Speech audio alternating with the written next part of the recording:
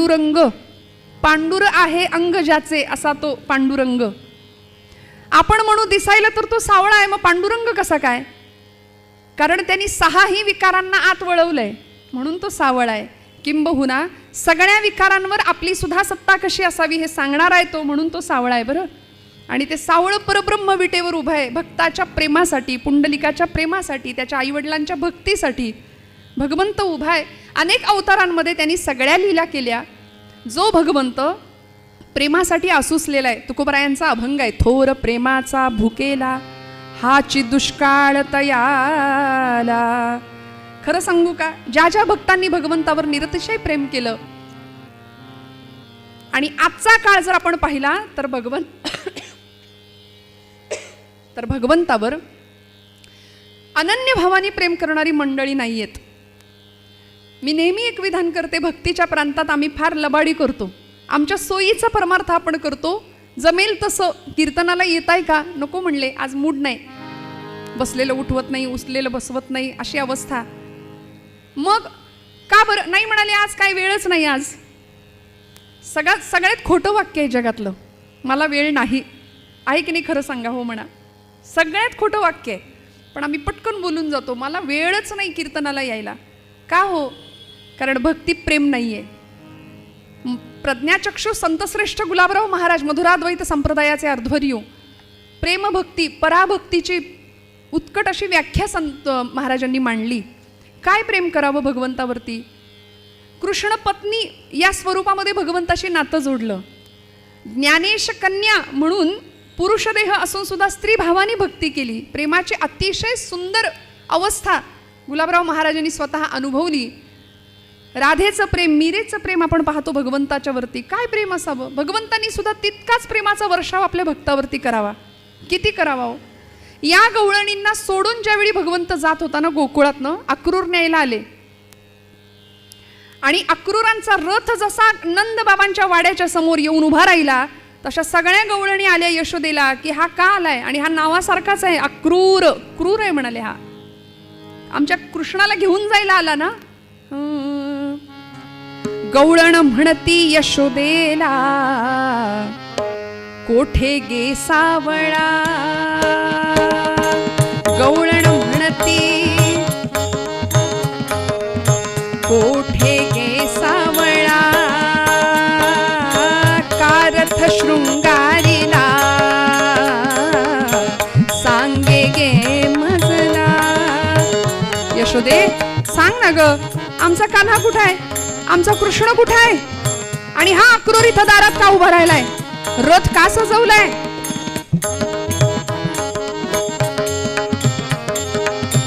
कोठे गे सावळा, कारथ शृंगारीला सांगे गे मजला. नयनीच्या उदकाने, नयनीच्या उदकाने भिजली धरणी, यानंदाच्या अंगणी मिळाल्या गवळणी. नंदाच्या अंगणी मिळाल्या गवळणी. रथी चढले वनमाळी. काय झालं? अकांत गोकुळी. अकांत म्हणला सगळ्या गवळणींनी, गोपींनी. अशा आडव्या लोळायला लागल्या गडबडा भगवंतांच्या रथासमोर. नाही नेऊ देणार म्हणाले. रथी चढले वनमाळी, अकांत गोकुळी. नयनीच्या उदकाने भिजली धरणी, आनंदाचे अंगणी मिळाल्या गवळणी. म्हणून म्हणतात इतकं पाणी वाहिलं डोळ्यातलं की वृंदावनामध्ये यमुनेचं पाणी सुद्धा खारट आहे. इतकं प्रेम भगवंतावरती करावं, इतकं प्रेम. नद्या वाहिल्या अश्रूंच्या आणि भगवंतांनीही तेवढंच प्रेम दिलं. तेवढंच प्रेम या गोपींवर, गवळणींवर करावं प्रत्येक अवतारामध्ये. पंत महाराज म्हणाले भगवंतांचा अवतारच त्यासाठी आहे, भक्ताचा पूर्ण तोपरी सांभाळ करण्याकरता. ऐसी प्रेमाची ही जाती, करी स्वार्था विण प्रीती. काय स्वार्थ आहे हो? भगवंताला असं वाटतं एखादा नामदेव माझ्याकडे यावा, एखादी जनाबाई माझ्यासाठी यावी, तिष्ठत माझ्यासाठी उभी राहावी, माझ्याशी तिने भांडावं, मला जेवण भरवावं, नव्हे त्यांच्या कीर्तनात मी नाचावं, असं त्यांना वाटत नसेल का हो? थोर प्रेमाचा भुकेला, आज भुकेला येतो त्या गोष्टीसाठी. पण मी म्हटलं तसं आमचा अध्यात्म, आमचा परमार्थ हा आमच्या सोयीचा असतो. शिवस्तुतीतला सगळ्यात शेवटचा श्लोक आहे बघा. शास्त्राभ्यास नको, श्रुती पढू नको, तीर्थासी जाऊ नको, योगाभ्यास नको, व्रते मख नको, तीर्थे तपेती नको, काळाचे भय मानसी धरू नको, दुष्टांसी शंकू नको, ज्याची या स्मरणे पतित तरती, तो शंभू सोडू नको. नमः पार्वती पते हर हर हर. असा श्लोक बघा ना, आमच्या सोयीचा अध्यात्म आहे. परवा एका कीर्तनात हा श्लोक मी म्हटले, एक गृहस्थ येऊन भेटले, म्हणाले ताई तो श्लोक लिहून देता का? म्हटलं कुठला? नाही म्हणाले तो नाही का तो. म्हटलं बरेच श्लोक मी म्हटले, त्यातला नेमका कुठला लिहून देऊ? ज्याच्यामध्ये हे करू नको, ते करू नको, ते करू नको असं म्हटलंय ना, तो श्लोक लिहून द्या म्हणाले मला. ब्रह्मचैतन्य गोंदवलेकर महाराजांचं वाक्य फार भारी आहे. महाराज म्हणतात की आमचा परमार्थ हा जगाला दाखवण्याकरता फार असतो. आपला परमार्थ हा जगाला जितका कमी दिसेल ना, तेवढा तो आपल्यासाठी फायदेशीर आहे. लोक काय म्हणतील याचा विचार करून आम्ही जो परमार्थ करतो, त्यापेक्षा माझा भगवंत काय म्हणेल, त्याला काय वाटेल याचा विचार करून जर आम्ही अध्यात्म किंवा परमार्थ केला ना, तर तो भगवंताला जास्त प्रिय ठरेल. कारण तो आमच्या प्रेमाचा भुकेला आहे. ऐसी प्रेमाची ही जाती, करी स्वार्था विण प्रीती. काय केलं हो त्यांनी? आपुलेपणा खर्ची घाली, आपुल्या दासा ते सांभाळी.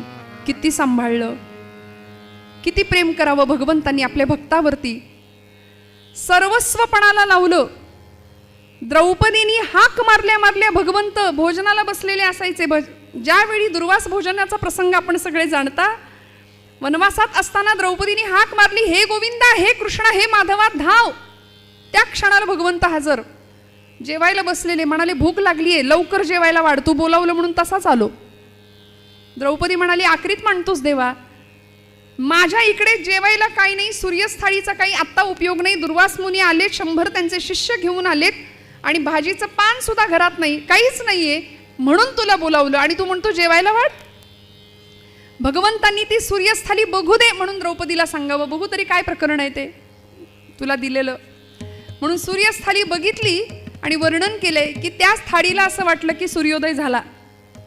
कारण चंद्र सूर्य ज्याचे डोळे आहेत असा भगवंत, ज्यांच्या मागे त्याचं तेज आहे असा परमात्मा, त्यांनी पाहिल्या पाहिल्या ते भाजीचं पान एक दिसलं आणि भगवंत म्हणतात की द्रौपदी, हे भाजीचं पान मी सेवन करतो, सगळ्यांनी तृप्तीचा ढेकर द्यावा. या अनंतकोट ब्रह्मांड नायकांनी ठरवल्याप्रमाणे सगळं केलं भक्तांसाठी. प्रत्येक वेळी भगवंत धावून आला. ऐसी प्रेमाची ही जाती, करी स्वार्था विण प्रीती, आपुलेपणा खर्ची घाली, आपुल्या दासा ते सांभाळी.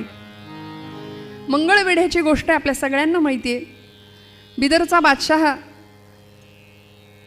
दामाजी पंत नावाचे सरदार बादशहाच्या पदरी चाकरी करतायत आणि सगळी कोठारं विकली असा आरोप दामाजी पंतांवरती ज्यावेळी आला ना, त्यावेळी दामाजी पंतांनी भगवंतांना सांगावं, भगवंता तुझं ब्रीद आहे ना, तू योगक्षेम वाहतो, तू सांभाळ करतोस, अनन्य असलेल्या भक्ताचा तू रक्षण करतोस ना, आलिया आघाता निवाराया, मागे पुढे उभा राहा, हे सांभाळीत, हे तुझं ब्रीद आहे ना, आता तूच काय ते कर, तू करता करवितायस. भगवंतांनी काय करावं?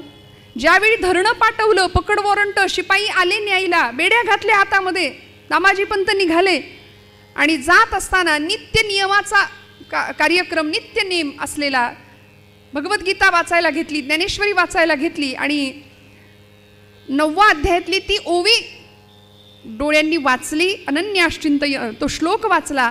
भगवंत भक्ताचा सांभाळ करतो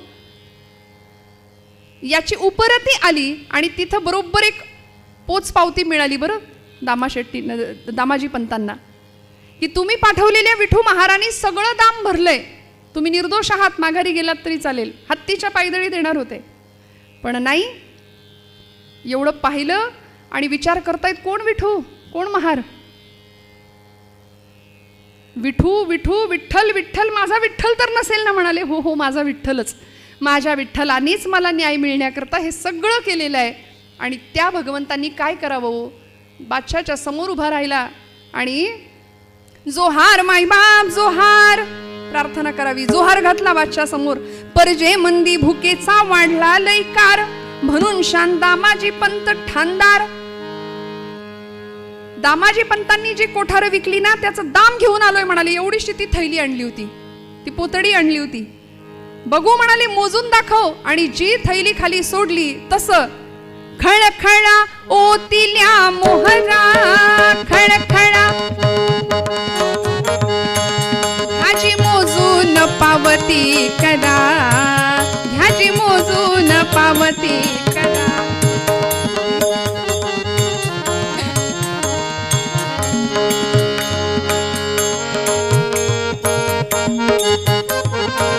खळखळा ओतिल्या मोहरा, ह्याची मोजून पावती करा. ढिग बघून चमकल्या नजरा, चमकल्या नजरा, चमकल्या नजरा. ढिग बघून चमकल्या नजरा, चमकल्या नजरा, चमकल्या नजरा. शहा घाली बोट तोंडात, झाला महार पंढरीनाथ, झाला महार पंढरीनाथ, झाला महार पंढरीनाथ. मुंडाशात बांधिली चिठ्ठी, मुंडाशात बांधिली चिठ्ठी.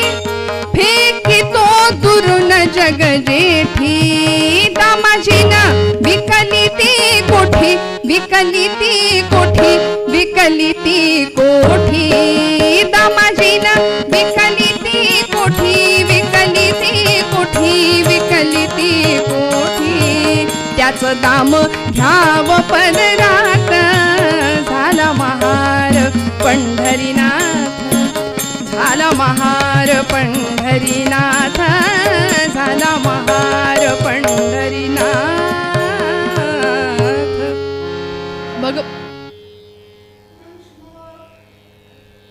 जय जय रघुवीर समर्थ. भगवंत भक्तासाठी काय काय करतो श्रोते हो.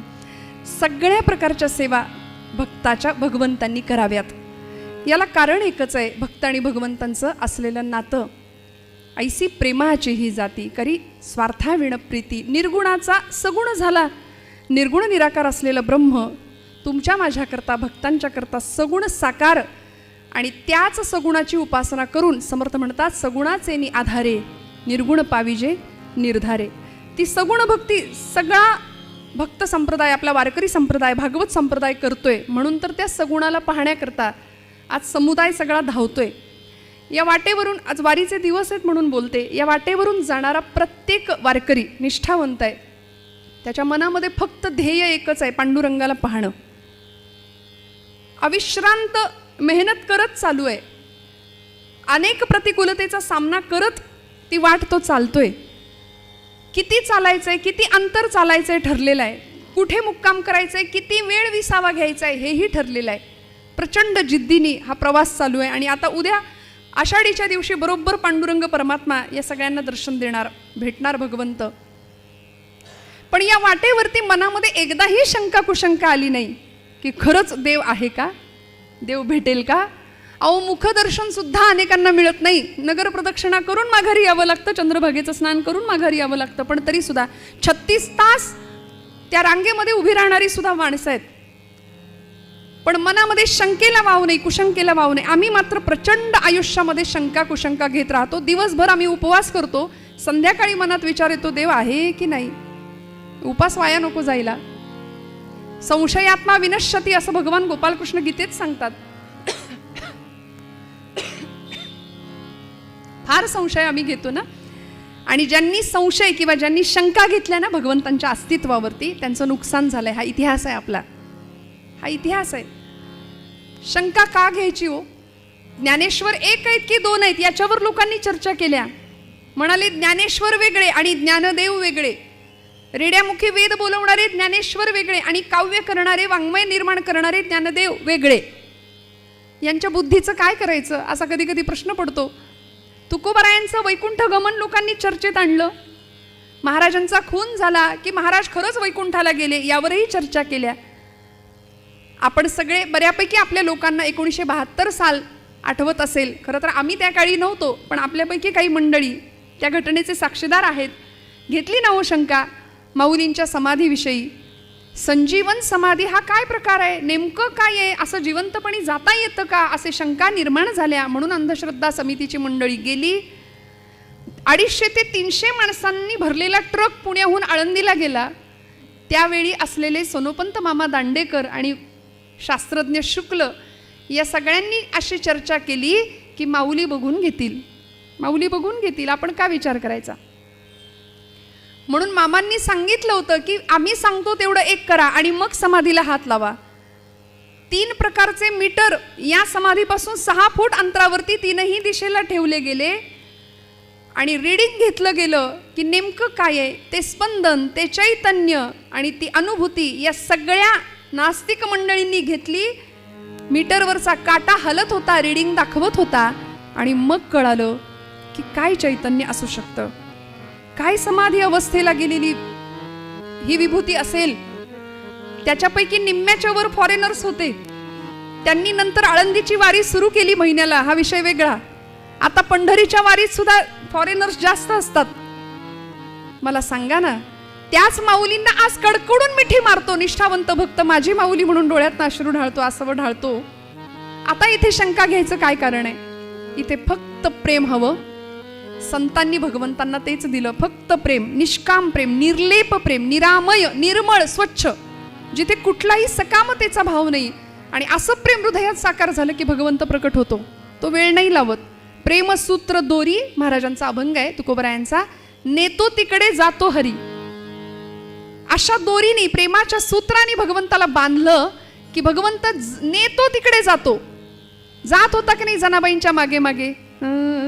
जनी जाय पाणीयासी मागे धावे ऋषिकेशी, जनी जाय पाणीयासी मागे धावे ऋषिकेशी, जनी जाय पाणी. मागे मागे मागे मागे धावं, तिची वेणी फणी करावी, तिच्या शेण्या थापून द्याव्यात, तिच्या बरोबर दळण दळायला बसावं, दोघांनी ओव्या गाव्यात, कबीरांचे शेले विणावेत, सगळं करावं. सजन कसायाला मांस सुद्धा विकू लागावं, सगळं करावं भगवंतांनी. नेतो तिकडे जातो हरी, का बांधलं प्रेमपाशामध्ये. यशोदेनी सुद्धा भगवंताला बांधलं होतं बरं का. भगवंताला प्रेमाच्या बंधनामध्ये अनेकांनी बांधलं, सुष्टांनी बांधलं, तसं दुष्टांनी सुद्धा बांधलं. अनेक भक्तांनी बांधायचा प्रयत्न केला. यशोदा मातेनी त्याला बांधलं होतं. लहान असलेले परमात्मा उकळाला बांधलं की नाही, 2 बोटं दोरी कमी पडायची प्रत्येक वेळी. शेवटी दया आली आणि म्हणाले मैया ये लो, बांधलो, स्वतःच बांधून घेतलं. जनाबाईंनी बांधलं, हृदय बंदीखाना केला, आता विठ्ठल कोंडीला. जनाबाईंनी बांधलं. अजून कोणी बांधलं. दुर्जनांनी बांधायचा प्रयत्न केला. हस्तिनापूरला शिष्टाई करता गेलेले भगवंत दरबारात उभे आहेत आणि दुर्योधनांनी बांधायचा प्रयत्न केला होता. गेले का हो बांधले? नाही गेले बांधले. का? भगवंत फक्त प्रेमाने बांधला जातो. म्हणून तर त्याच प्रेमासाठी आज कैवल्य साम्राज्याचा धनी माऊलींची पालखी पादुका त्या मार्गाने धावतात आणि त्यांच्या छत्रछायेखाली लाखोंचा समुदाय, कुठल्याही म्हणजे नियोजन इतकं जबरदस्त आहे. मी तर असं म्हणते जगातल्या कुठल्याही इव्हेंट मॅनेजमेंट कंपनीला हे कोडं उलगडणार नाही. कोण करतंय हे सगळं नियोजन? प्रचंड शिस्त आणि प्रचंड सुंदर आनंदामध्ये ही परंपरा अव्याहतपणे चालू आहे शेकडो वर्षांपासून. याला एकच कारण आहे, ऐसी प्रेमाची ही जाती करी स्वार्था विण प्रीती, निर्गुणाचा सगुण झाला पंत भजनी रंगला. ऐसी प्रेमाची ही जाती करी स्वार्था विण प्रीती. भगवान गोपाल कृष्ण पश्चिम सागरामध्ये सोन्याची द्वारका नगरी वसवली. द्वारकेचं ऐश्वर्य आपण सगळे जाणता. समुद्रात वसवली सुवर्णाची नगरी. आणि या नगरीमध्ये भगवंतांचं वास्तव्य असताना एकदा भगवंत हस्तिनापूरला आले. शांतिदूत या सदरामध्ये बरं का. जगातला पहिला शांतिदूत भगवान गोपालकृष्ण युद्ध होऊ नये म्हणून प्रयत्न करायला आले होते. त्यानंतर अनेक शांतिदूत आले आणि गेले, पण युद्ध काही व्हायची थांबली नाहीत, लढाया झाल्या. पण भगवंत पहिले शांतिदूत दुर्योधनासमोर उभे आहेत दरबारात आणि समजावून सांगतायत, दुर्योधना अरे वेड्या, पांडवांना काही नको रे, 5 गावं मावतील एवढी जमीन दे आणि रिकामा हो, कशाला सर्वनाश ओढवून घेता. कारण कुरुक्षेत्रावर हा होणारा नरसंहार हा साधा सुद्धा नसेल, हे धर्मयुद्ध असेल. टाळता आलं तर टाळूया ना, नको रे हट्ट करू, पांडवांना 5 गावं मावतील एवढी जमीन दे आणि रिकामा हो. दुर्योधन अहंकारी होता. दुर्योधन म्हणतो, कृष्णा तू वरून जसा काळा आहेस तसा आतूनही काळाच आहेस, सगळं माहिती आहे रे तुझं मला, पांडवांचा पक्षपाती आहेस तू. अरे चल, पांडवांना 5 गावच काय सुईच्या टोकावर मावेल एवढी जमीन सुद्धा मिळू देणार नाही, जा काय करायचं ते कर म्हणा. आणि अशा वेळी भगवंत म्हणतात, ठीक आहे स्वतःच्या कर्मानी मरा आता. निघाले भगवंत, द्वारकेमध्ये आले आणि द्वारकेतली रम्य पहाटेची वेळ बर का. शयनागारामध्ये भगवंत आपल्या मंचकावर पहुडलेत. मंद शीतल सुगंधयुक्त वारा वाहतोय द्वारकेमध्ये, पहाटेची वेळ. अलीकडच्या मंडळींना ही वेळ आणि हा अनुभव माहितीच नाही आता.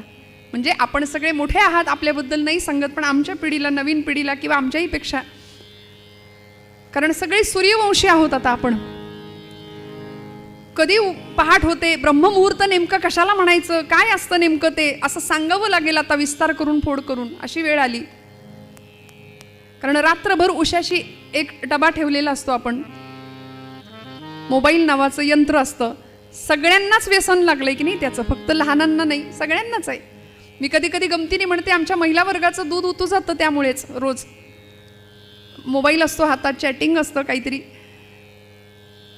ब्रह्ममुहूर्त आणि त्या अगदी पहाटेच्या रम्य वेळी भगवान गोपालकृष्ण आपल्या शयनागारात आहेत.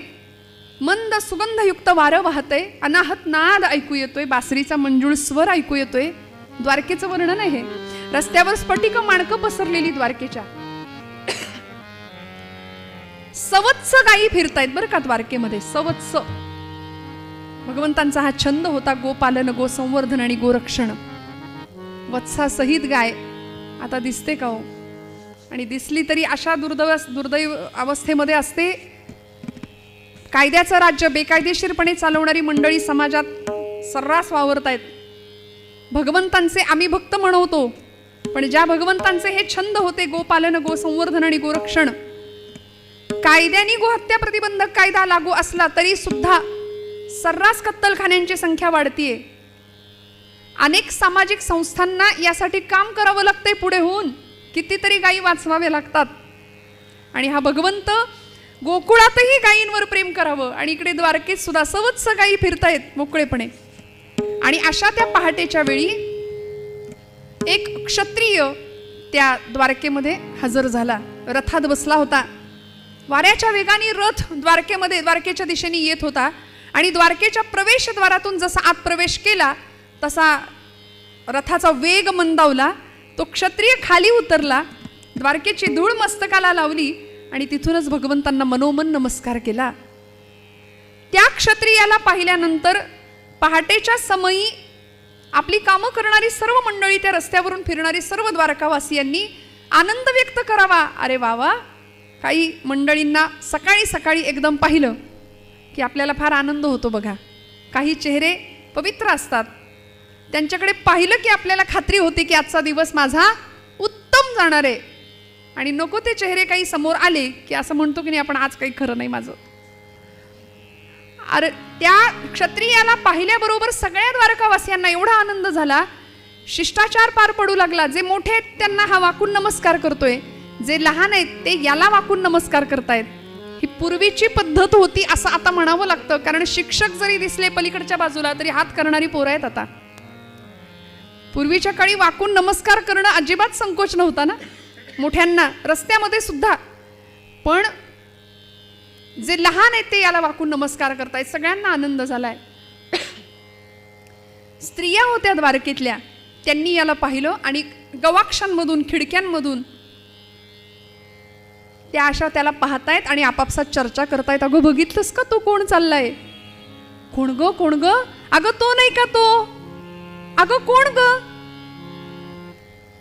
हे तुम सुभद्रा हरणेत दियाम यातित्व बुद्धिम हृदि कुर्वतीनाम गवाक्ष मार्गैः कृतवीक्षणानां स्त्रीणां मुखेन्दोस्मित चंद्रिका भूत गोपाल कृष्ण भगवान की जय. अगं तो नाही का तो? हे तुम सुभद्रा हरणेत दियाम. सुभद्राताईचं हरण करावं म्हणून बलराम दादांना फसवून गोपाल कृष्णांच्या सांगण्यावरून रैवतक पर्वतावर जाऊन बसला होता संन्यासी होऊन. त्रिदंडी नावाचा संन्यास घेतला होता, जो कधी घेता येतो कधीही सोडता येतो असा संन्यास घेऊन तो बसला होता तिकडे. पार्थ त्रिदंडी वेश स्वीकारी हलधरासी वंचाया.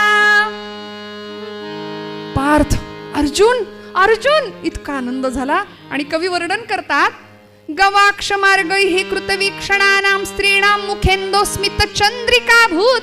चंद्रिका कोणाला म्हणायचो? प्रतिपदेची जी कोर असते की नाही तिला आपण चंद्रिका असं म्हणतो. कवींचं असं म्हणणं आहे, माझं नाही बरं का. कवी असं म्हणतात, स्त्रियांना एवढंच हसणं शोभतं, प्रतिपदेच्या चंद्रकोरी इतक्याच दंतपंक्ती दिसतील. याला म्हणायचं पूर्वीचं काव्य आणि त्याचा दर्जा.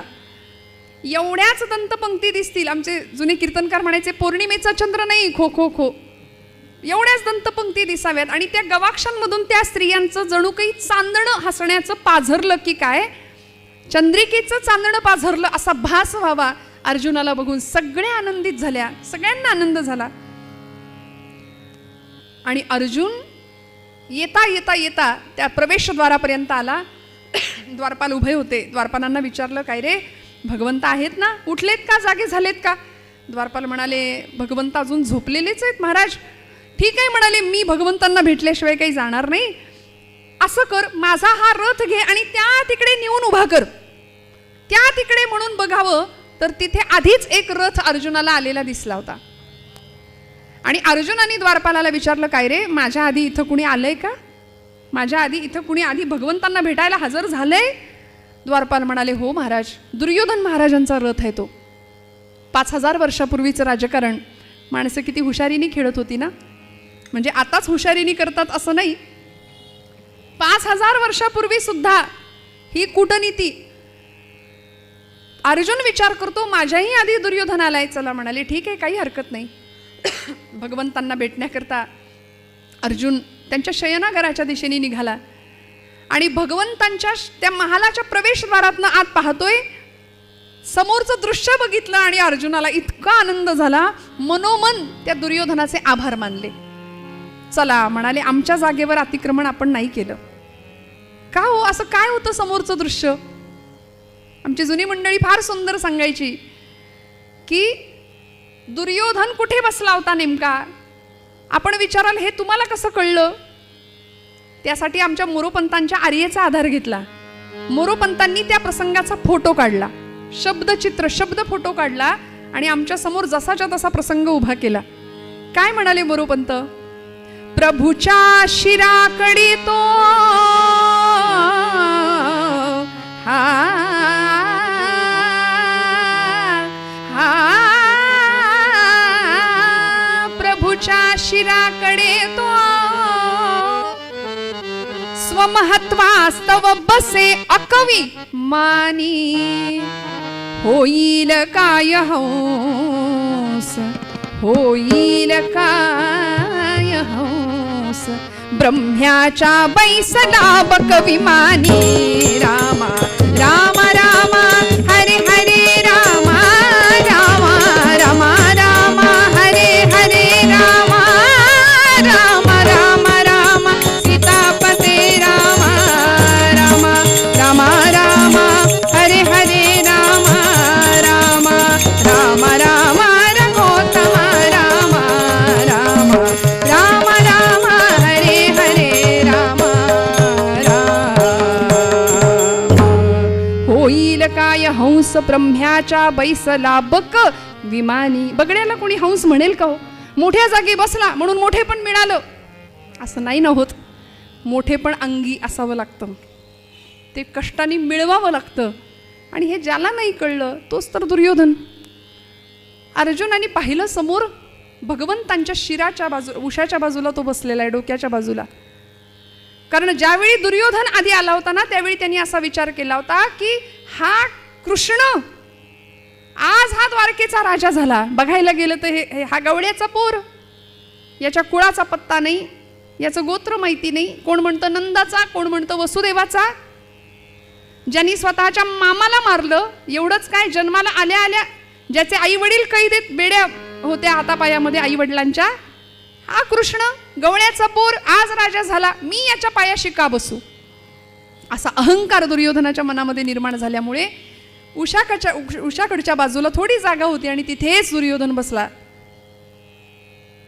अर्जुनाने ते दृश्य पाहिलं, मनामध्ये इतका आनंद झाला, आतमध्ये प्रवेश केला आणि दुर्योधनाच्या त्या भगवान गोपालकृष्णांच्या पायाशी बसला. बरं का, मनातला भाव इतका सुंदर आहे. ऐसी प्रेमाची ही जाती करी स्वार्था विण प्रीती, आपुलेपणा खर्ची घाली आपुल्या दासात ते सांभाळी.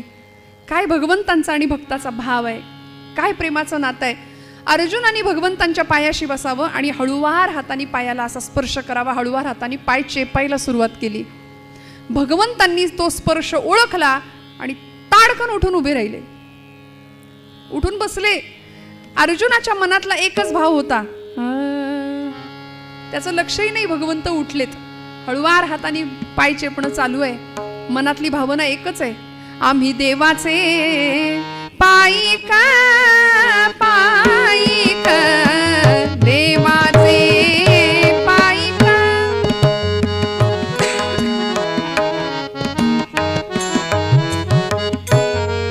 पायिक देवाचे पायिक पायिक आम्ही देवाचे पायिक.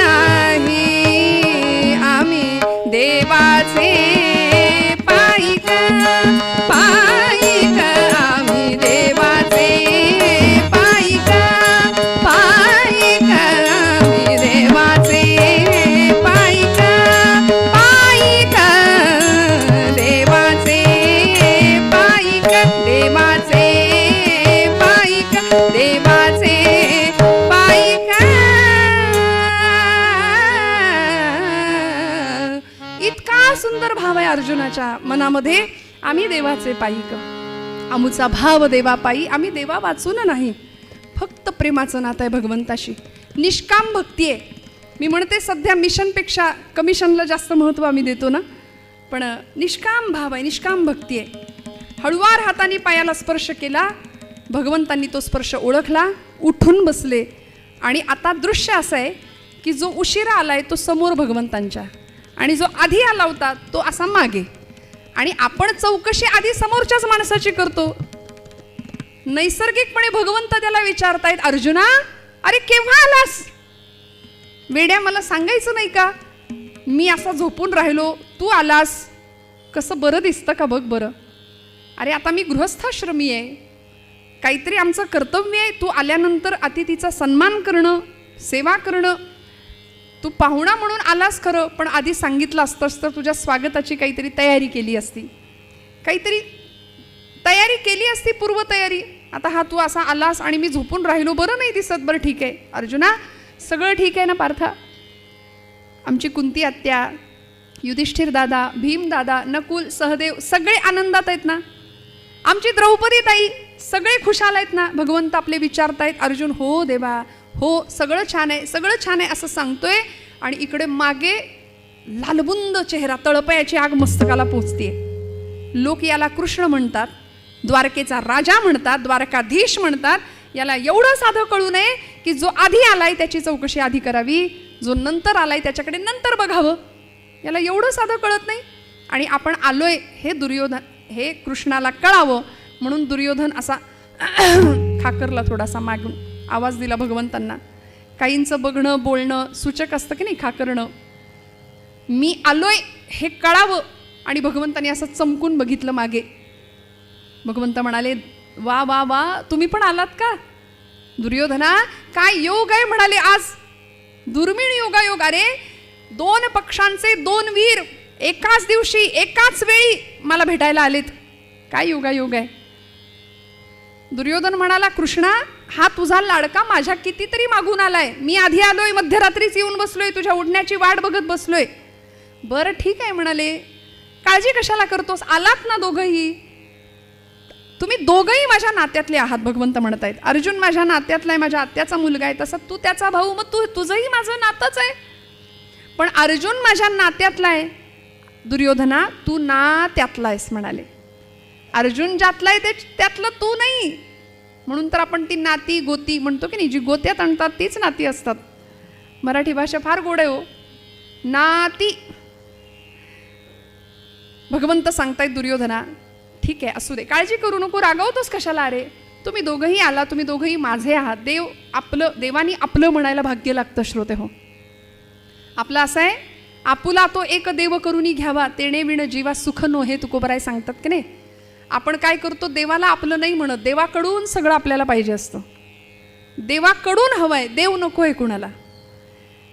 भगवंतांनी आपलं म्हटलं, तुम्ही दोघंही माझे आहात, बोला कशा करता आला आहात. एवढ्या मध्यरात्री दुर्योधना तू येऊन बसलायस, अर्जुना तू आलायस, कशा करता आलात.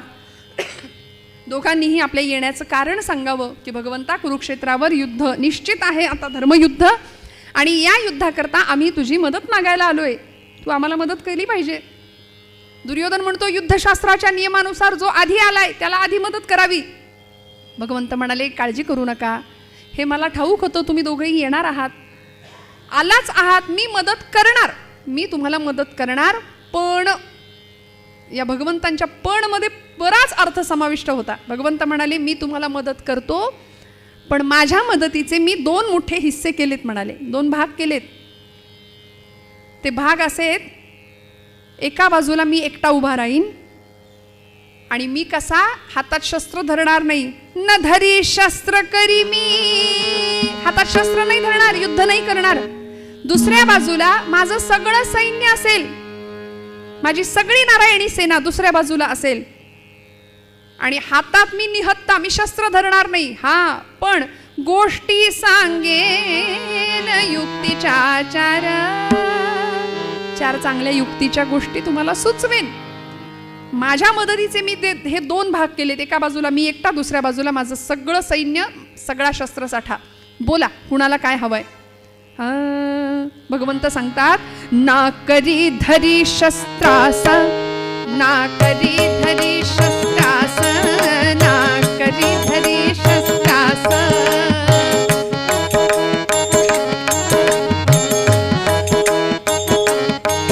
ना करी धरी शस्त्रास, करणार नाही युद्धास यापुढे, करणार नाही युद्धास यापुढे, यापुढे.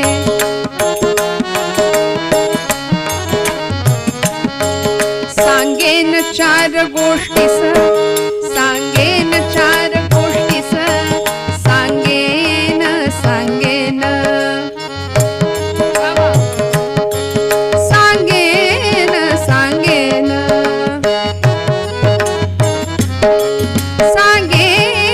सांगेन.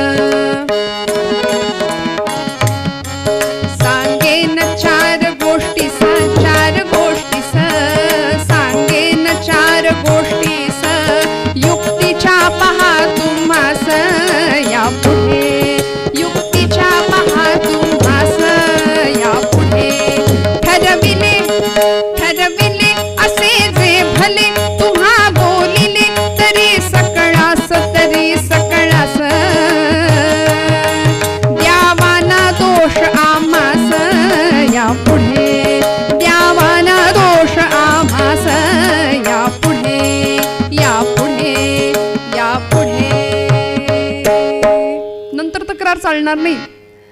टाळ्या वाजवा जोरदार. अहो अशी साथ असली की मग का नाही रंगदेवता प्रसन्न होत.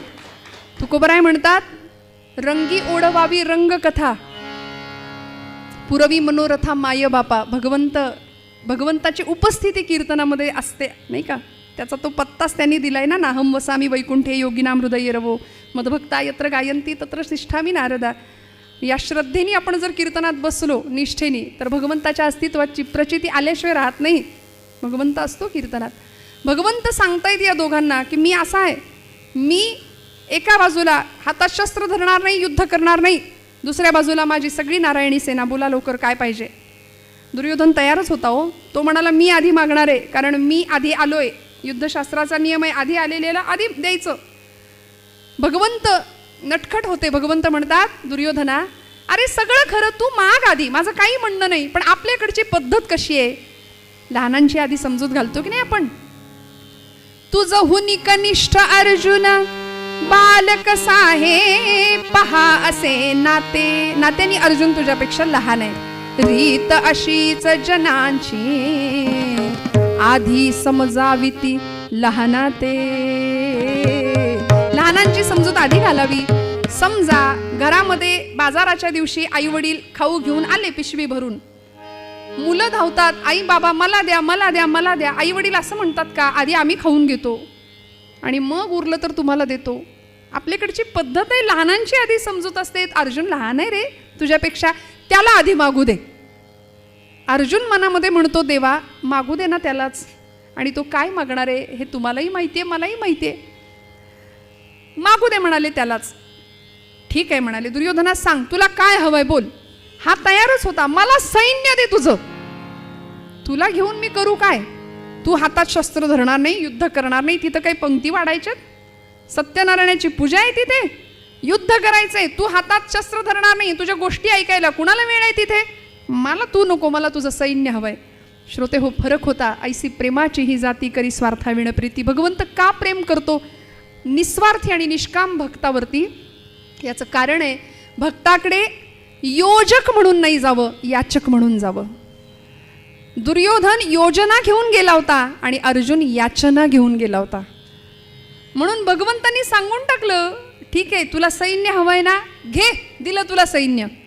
इतका आनंद झाला. आनंदाच्या भरात कसं फसवलं या खोट्या भ्रमामध्ये दुर्योधन निघून गेला. आणि आता तरी सुद्धा भगवंत गमतीने अर्जुनाला पुन्हा पुन्हा विचारत होते, अर्जुना देऊनारे सैन्य, देऊनारे सैन्य. अर्जुन म्हणाला झालंय आता माझ्या मनासारखं, घटना दुरुस्ती नका ना करू देवा. झालंय एकदा, दिलं ना त्याला सैन्य, देऊन टाका. दुर्योधन निघून गेला. आणि आता अर्जुन आणि भगवान गोपालकृष्ण भगवंतांच्या त्या शयनागारामध्ये आहेत. आणि अर्जुन भगवंतांकडे एकटक पाहतोय. डोळ्यातनं घळघळ नेत्राश्रू वाहत आहेत. भगवंतांनी अर्जुनाला विचारावं, अर्जुना तुला संधी दिली होती मी, आधी तू मागावं असं मी तुला सांगितलं होतं, तू का नाही मागितलं सैन्य. मला माझ्या प्रश्नाचं उत्तर देशील. मला घेऊन काय करणार, मी हातात शस्त्र धरणार नाही, मी युद्धच करणार नाही, हे सांगून सुद्धा तू का नाही सैन्य मागितलंस आधी. अर्जुन सांगतो देवा मला तुझ्याशिवाय काहीच नको. कोण आहे आम्हास सहाय्यकारी, कोण आहे आम्हास सहाय्यकारी. तुझा आहे हो, तुझा आहे हो हो, तुझा आहे भरवसा आम्हा भारी. तुझा आहे भरवसा आम्हा भारी. कोण आहे, कोण आहे, कोण आहे, कोण आहे, कोण आहे. कोण आहे रे तुझ्याशिवाय आम्हाला कोण आहे. तू आम्हाला तारणारा, तूच आम्हाला मारणारा, तू करता करविता भगवंता तूच हवा, तूच हवा. भगवंत म्हणाले ठीक आहे आता जायचंय. तुझं ते युद्ध किती दिवस चालेल याची मला काही कल्पना नाही.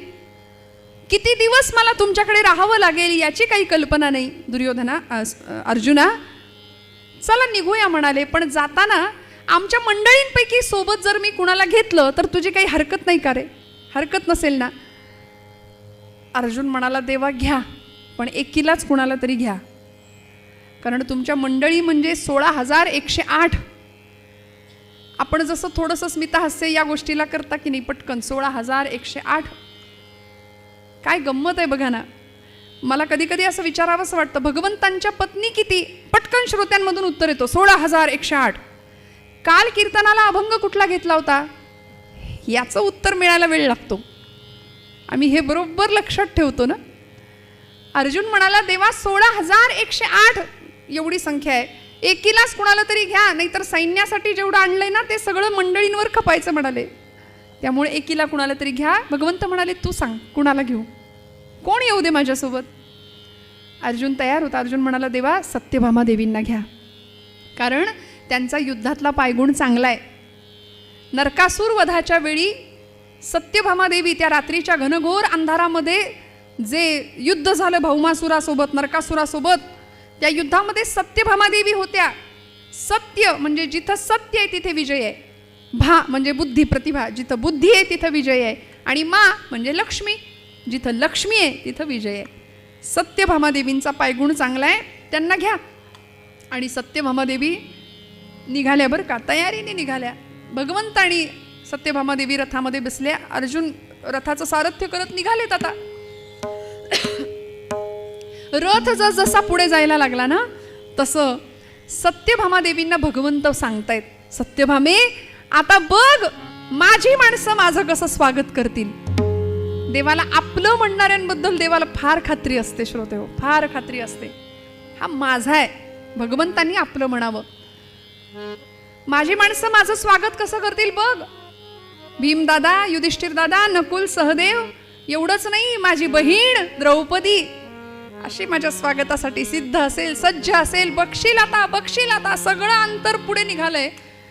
आणि सत्यभामा देवी आपल्या हो हो हो हो आता हे बहिणीचं कौतुक करतायत. आणि ते नातं मला तर असं वाटतं बहुतेक तेव्हापासूनच काहीतरी बिघडलं की काय भाऊजाईचं.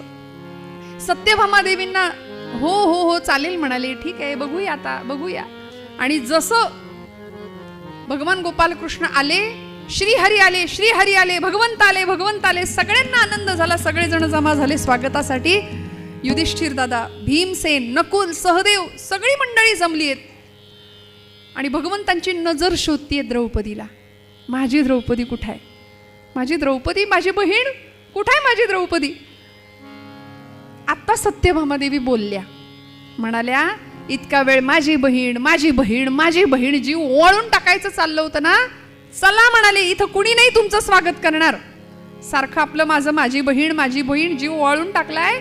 बहीण म्हणे दादा दादा, ओवाळणी व्यवस्थित पोहोचते की नाही तोपर्यंतच. कुठपर्यंत? काही नाही इथं तुमचं कोणी स्वागत करायला, चला म्हणाले माघारी. भगवंत म्हणतायत नाही सत्यभामे थांब थांब, माझी द्रौपदी आली पाहिजे, तिने माझं स्वागत केलं पाहिजे, तिने माझं औक्षण केलं पाहिजे. कुठं आहे द्रौपदी? सगळ्यांना विचारलं. कासावीस झाले भगवंत. देवभक्तासाठी व्याकुळ होतो. म्हणून भगवंत म्हणतात ना, माझ्याकडे माझ्या 2 गोष्टी आहेत, माझी भक्ती आणि दुसरी गोष्ट आहे माझी माया. भक्तांनी काय हवं ते मागावं. भक्तांनी विचारावं, देवा नेमका फरक काय आहे रे दोघांमध्ये, भक्तीमध्ये आणि मायेमध्ये नेमका फरक काय? भगवंत म्हणतात, तुम्ही जर माया मागितली ना तर माझी माया तुम्हाला नाचवेल. आणि तुम्ही जर माझी भक्ती मागितली तर तुम्ही केलेल्या भक्तीमध्ये मी नाचेन. भगवंत नाचतो भक्तीमध्ये. थोर प्रेमाचा भुकेला हाची दुष्काळ तयाला. या प्रेमाचीच कमतरता भगवंतांना होती. द्रौपदीसाठी कासावीस झालेले भगवंत तिष्ठत उभेत. नाही द्रौपदी समोर आली पाहिजे, द्रौपदी समोर आली पाहिजे. युधिष्ठिराला सांगितलं, दादा द्रौपदीला घेऊन या. चौकशी केली. द्रौपदी कुठे बसली होती? क्रोधागारात बसली होती, केशसंभार असा सोडून. पूर्वीच्या काळी असं असायचं बरं का श्रोते हो. राग आला की बसायचं एक ठिकाण, कोपगृह किंवा क्रोधागार असं त्याला म्हणायचं. राग आला की तिकडे जाऊन बसायचं. किती छान ना, म्हणजे किती मस्त असेल, आपल्याला कल्पना करून सुद्धा किती छान वाटतंय. राग आला की तिकडे त्या खोलीत जाऊन बसायचं. म्हणाले आता कुठे आहे ते? आता गरजच नाही म्हणले, सगळं घरच झालंय क्रोधागार, सगळं घर क्रोधागार झालंय, वेगळ्या जागेची गरजच नाही. द्रौपदी क्रोधागारात जाऊन बसली होती, केशसंभार असा सोडलेला, रागाने लालबुंद झाली होती. आणि सगळ्यात कनिष्ठ पांडव सहदेवाला सांगितलं, जा रे सहदेवा तू द्रौपदीला घेऊन ये. सहदेव गेले आणि द्रौपदीची ती अवस्था पाहिली, क्रोधागारात प्रवेश केला आणि सांगितलं, द्रौपदी चल, भगवंत आलेत, उशीर झालाय, आता 7 वाजत आले, भगवंतांना भेटायला जावं लागेल, स्वागत करायला लागेल, चल लवकर, चल लवकर. द्रौपदी म्हणते येणार नाही, येणार नाही, येणार नाही, येणार नाही, काय लावलंय? अगं द्रौपदी विसरलीस का? भगवंत आलेत, एवढा आनंद उपकार आहे त्याचा आपल्यावरती, त्याचं स्वागताला गेलं पाहिजे, चल लवकर चल. द्रौपदी म्हणते येणार नाही. काय अवस्था होती? रागाने लाल झाली, क्रोधाते पावली, रागाने लाल झाली, क्रोधाते पावली, रागाने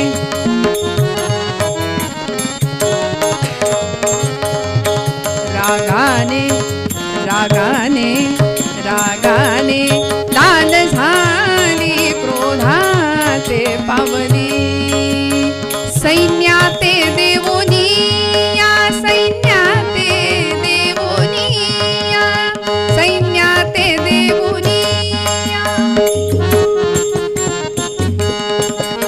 सैन्याते देवोनी या, काय नीती राखिली, रागाने लाल झाली, क्रोधाते पावली, रागाने लाल झाली, क्रोधाते पावली, क्रोधाते पावली, क्रोधाते पावली. प्रचंड रागावलेली द्रौपदी, लालबुंद झालेली, येणार नाही म्हणाले. काय करायचं ते करा. का का म्हणून काय विचारता? माझा भाऊ म्हणून इतकं प्रेम केलं, जीव ओवाळून टाकला त्याच्यावरती, मला म्हणाला होता, मला शब्द दिला होता, द्रौपदी वेळ येऊ दे, सगळं सैन्य घेऊन तुझ्या पक्षात येऊन उभा राहतो. आणि आता सगळं सैन्य देऊन बसला दुर्योधनाला, रिकाम्या हातांनी माझ्याकडे आला, काय त्याचा उपयोग? येणार नाही, जन्मात त्याचं तोंड पाहणार नाही. द्रौपदीची प्रतिज्ञा, जन्मात त्याचं तोंडच नाही पाहणार म्हणाली. सहदेव हताश होऊन, निराश होऊन माघारी आले, भगवंतांच्या समोर उभे राहिले. भगवंत म्हणतायत, सहदेवा काय झालं? द्रौपदी आली का? सत्यभामा देवी म्हणतायत नाही आली. अहो तुमचं ठीक आहे, बाई माणूस आलंय, बाई माणसाच्या स्वागताला बाई माणसाने नको का यायला? माझं स्वागत करायला तरी यावं की नाही? चला म्हणाले. नाही म्हणाले भगवंत. काय झालं सहदेवा, का नाही येत आहे? वदे प्रभुला सहदेव देवराया, हो वदे प्रभुला, बोल केला गेलाची फोलवाया, हो वदे प्रभुला. तुम्ही जे जे आश्वासन दिलं, जे शब्द दिले, ते सगळे वाया गेले असं म्हणतीये ती. नाही येणार, तुमच्यावरच रागवली आहे देवा. काय? माझ्यावर रागवली? नकुला तू जा, द्रौपदीला घेऊन ये. नकुलाने जावं, त्यांच्याही बाबतीत तेच घडावं. द्रौपदी काही यायला तयार नाही, येणार नाही म्हणाली, येणार नाही. जसं सहदेव नकुलांकडून द्रौपदी यायला तयार नाही, तसं अर्जुन गालातल्या गालात एका बाजूला कोपऱ्यात उभं राहून हसायला लागले बरं. आणि अर्जुनांचं हसणं बघून भगवंत विचारतायत, अर्जुना वेळ काय, काळ काय, परिस्थिती काय? माझी बहीण माझ्यावर रुसली आणि तू हसतोस गालातल्या गालात, तुला वाटत नाही काही? अर्जुन म्हणाला, देवा हसू नाही तर काय करू? बायकोला आणता येत नाही, उठ म्हटलं की उठ, बस म्हटलं की बस. हा आली पाहिजे द्रौपदी, असं वजन पाहिजे म्हणाले. भगवंत म्हणाले, ओ वजनदार तुम्ही जा आणि तुम्हीच घेऊन या बरं द्रौपदीला, बघूया येते का तुमच्याकडून. अर्जुन दण दण दण दण पावलं आपटत त्या क्रोधागाराच्या दिशेने, आणि तार सप्तकात वरच्या टिपेच्या सुरातच विचारला, द्रौपदी चाल. द्रौपदी म्हणते येणार नाही. ती ठामच होती, येणार नाही, येणार नाही. काय लावलंय? भगवंत येऊन उभे राहिलेत दारात, त्यांचं स्वागत करायला तू येणार नाही म्हणतेस?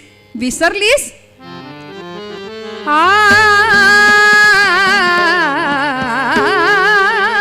प्रभुवरी कारुसली सप्रमदे, प्रभुवरी कारुसली सप्रमदे, प्रभुवरी कारुसली. द्रौपदी चाल. द्रौपदी म्हणते येणार नाही. अगं द्रौपदी विसरलीस आतापर्यंत त्यांनी केलेले उपकार? विसरलीस? कृतज्ञ झालीस द्रौपदी? लवकर उठ, चल. द्रौपदी म्हणते येणार नाही. प्रभुवरी कारुसली सप्रमदे, प्रभुवरी कारुसली सप्रमदे, प्रभुवरी कारुसली. भेटाया तो आला सदनी, भेटाया तो आला सदनी, प्रभुवरी कारुसली प्रमदे, प्रभु रुसलीस, भेटाया तो आला सदनी, पुरविली वस्त्रे सभेत जाने,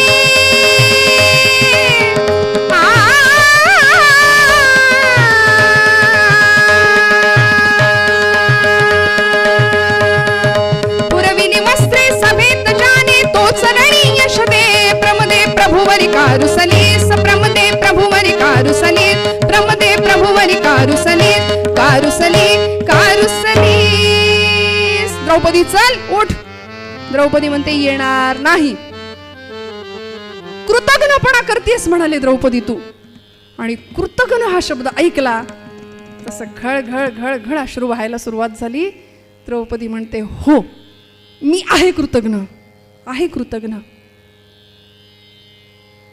भगवान गोपाल कृष्णाला माझा भाऊ मानलं, माझा सखा मानला, निष्ठेने त्याची भक्ती केली.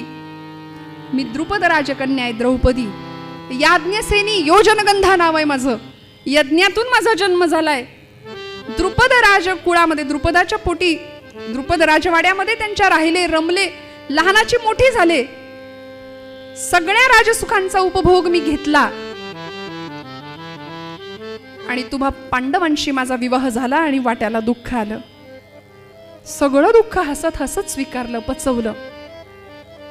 भर दरबारामध्ये झालेला अपमान सुद्धा सहन केला. केसांना धरून फरफटत आणलं होतं दुःशासनाने.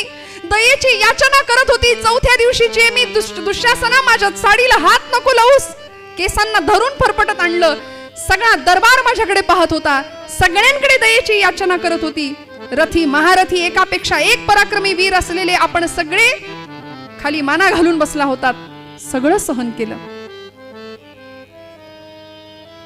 तुमच्या बरोबर अज्ञातवास स्वीकारला, वनवास स्वीकारला. आणि आता निर्णायक क्षण आहे. आता धर्मयुद्ध आहे. धर्माचा विजय व्हावा ही अपेक्षा आहे. आणि म्हणून त्यांनी मला शब्द दिला होता ना, सगळं सैन्य घेऊन येतो, म्हणून थोडी अपेक्षा करते 4 दिवस सुखाचे अनुभवायला मिळावेत. सगळं सैन्य घेऊन यावं.